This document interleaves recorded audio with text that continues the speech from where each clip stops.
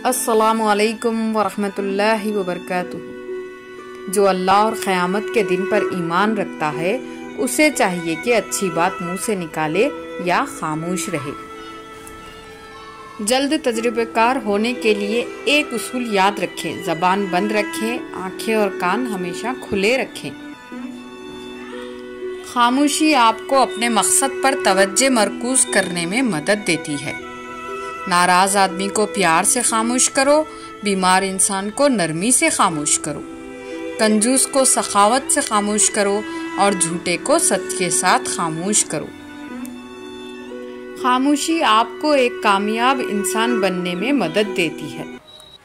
खामोशी आपके ज़हनी तनाव को कम करके आपको बाशऊर इंसान बनने में मदद देती है। खामोशी एक ऐसी इबादत है जिसे फरिश्ता लिख नहीं सकता, शैतान उसे बिगाड़ नहीं सकता और कोई उससे जान नहीं सकता।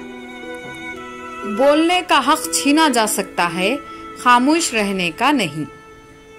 खामोशी एक अजीम नेमत है, ख़ास तौर पर उस वक्त जब इख्तिलाफात ज़्यादा हों, आवाज़ें बुलंद हो, इल्म की कमी हो और दलील की कोई औकात ना हो। खामोश रहना बहुत मुश्किल है, लेकिन खामोशी बहुत बेहतरीन इंतखाम है। खामोशी से की गई दुआ और मोहब्बत दोनों ही बहुत ताकत रखती है। खामोशी से किसी को बताने का ये बेहतरीन तरीका है कि आपने अच्छा नहीं किया। आगे बढ़ने से पहले अगर आपने अभी तक हमारे चैनल को सब्सक्राइब नहीं किया है तो सब्सक्राइब कर लीजिए।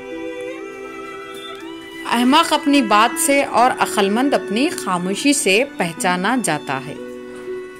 उनकी खामोशी से डरो जिनका आपने दिल दुखाया है, क्योंकि उन्होंने अगर कुछ कहा नहीं या किया नहीं तो बदले में अल्लाह ज़रूर करेगा।